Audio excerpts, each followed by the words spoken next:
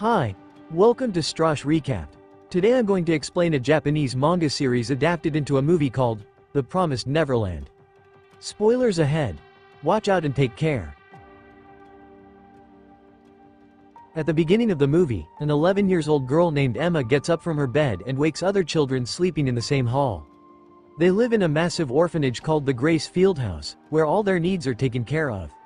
They are guided by a woman named Isabella, who the kids call their mom. Although the kids aren't tied by blood, they live like one large family and receive much love from their mom. Their mornings start when Emma wakes everyone up. Then, they sit together and enjoy varieties of healthy food. The children's education and happiness are given the first priority in the orphanage. They are taught inside the premises of the orphanage like any other school. Emma and two of her best friends, Norman and Ray, always excel in their studies and get the highest scores. The children also have identifying numbers tattooed on them and have no knowledge of the outside world.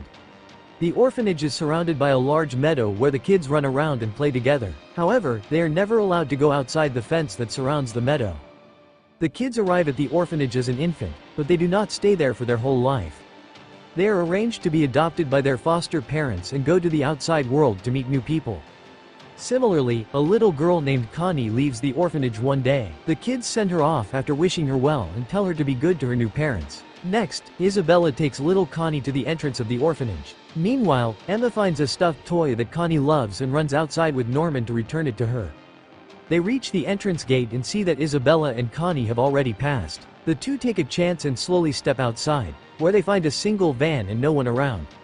As they look inside the van, the duo is horrified. Connie lies limp on the floor with a plant stabbed onto her chest. Before they can react, two grotesque creatures approach them.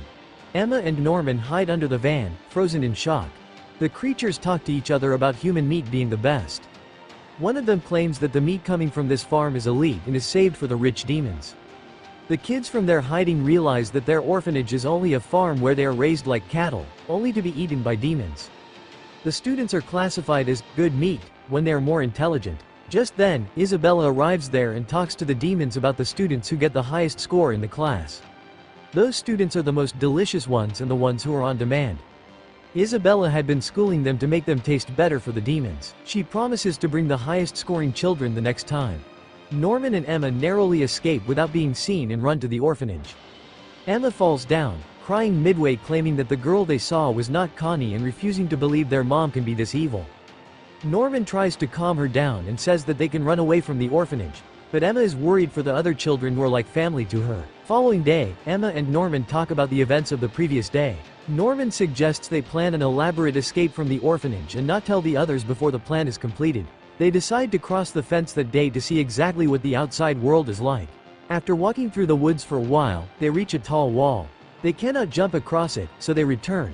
Meanwhile, a little girl named Nayla gets lost in the forest. Isabella looks into her watch and brings Nayla back in no time. Emma and Norma see this and realize that the watch is a transmitter with which she knows where all the kids are. The following day, Norman and Emma go to the woods with a rope with which they plan to cross the wall. Just then, they are caught by their best friend Ray, who is suspicious of them. Norman reveals the truth about the orphanage to Ray, telling him everything they heard and saw that night. In contrast to what the two had thought, Ray believes them almost immediately. He claims that they should run away from the orphanage as soon as possible, but Emma insists that they shouldn't leave the other kids behind to be eaten. At night, Isabella introduces everyone to their new caretaker Krona. Krona's arrival makes it more difficult for the group to escape. Then, we see Isabella and Krona talking when Isabella reveals that she found Connie's toy and is aware that Emma, Norman, and Ray know about the orphanage's true motive. However, she is confident they won't escape. Later, the three set off to talk in private.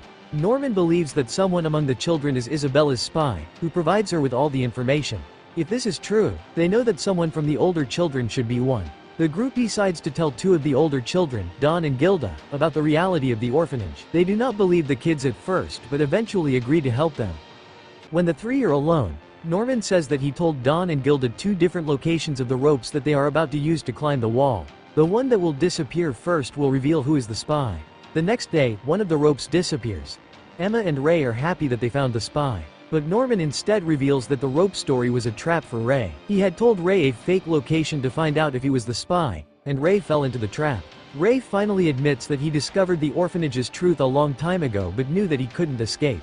He confronted Isabella, who said that no matter what, he will be given to a demon one day. So, with no way out, he volunteered to be a spy for her, so she will delay his adoption. However, Ray hasn't told Isabella about the children's plan to use the rope to climb the wall, which makes Norman believe Ray isn't loyal to her. Then, Ray reveals that he has been planning to escape for a long time. In fact, he was the one who stole Connie's toy so that Emma and Norman could find out the truth and would try running away too. Norman declares Ray as a double spy and keeps him in the team.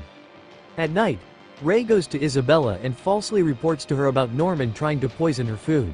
Isabella thanks him but, in turn, says that Ray's turn to being adopted is near. The next day, all 5 of the children are planning to jump over the wall when Krona overhears them talking. But instead of reporting to Isabella, she joins them. It turns out that Krona was also a student like them. She wants to remove Isabella and be the new mother of the orphanage, and for that, she is ready to help the kids. At night, they visit her room, where Krona tells them everything she knows about the outside world. Over 1,000 years ago, man and demons were at war. After a long and tedious battle, both creatures decided not to bother each other. An agreement called the Promised was made, according to which both humans and demons would live in their own separate worlds. Some humans were left behind in the demon world, and that is how the humans' breeding farms started. By eating intelligent humans, demons take on their attributes which prevent them from turning into mindless monsters. This also benefits the humans, hence they sacrificed a few on the farm so the world can be at peace. The very next day, Isabella fires Krona because she somehow found out about her intentions. While leaving, Krona sees their supervisor grandmother at the gate. She makes a demon eat Krona for trying to help the kids. The kids then execute their plan. Emma and Norman go to the wall while Ray stalls Isabella and the other 2 keep an eye on her. However, their plan soon fails when Isabella locks Ray inside a room and goes to catch Norman and Emma herself. She finds them near a wall and finally confronts them, claiming that she has given them everything they want in life, so they shouldn't resist the inevitable. Emma tries to stop Isabella, and as they struggle, she breaks Emma's leg. She then informs Norman that he has been adopted, and tomorrow will be his last day in the orphanage.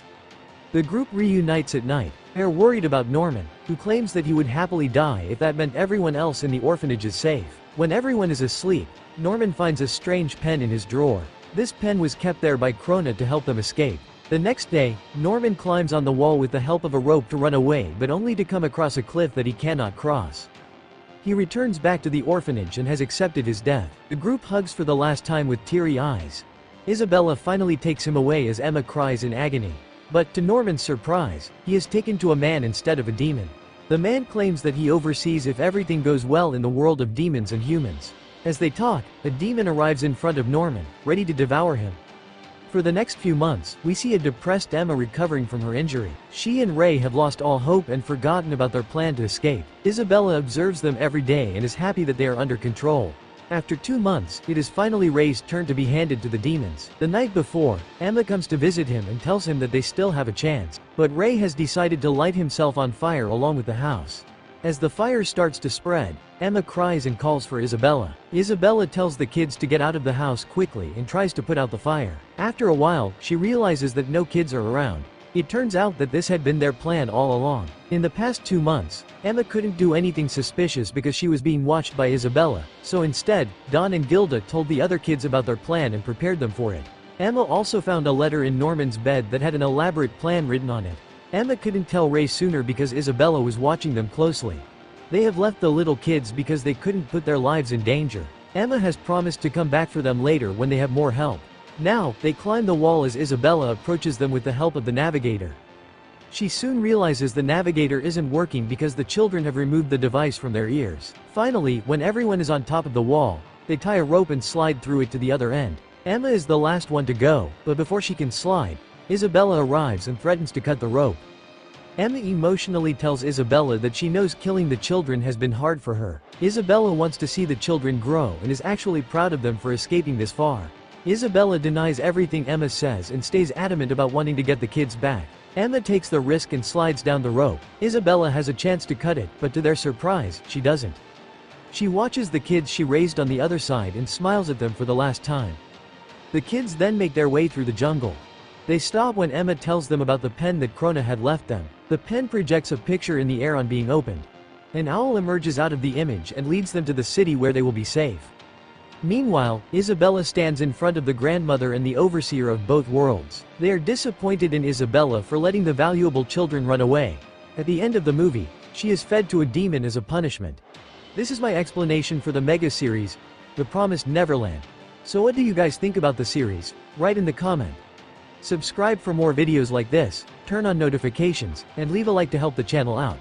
Thank you for watching.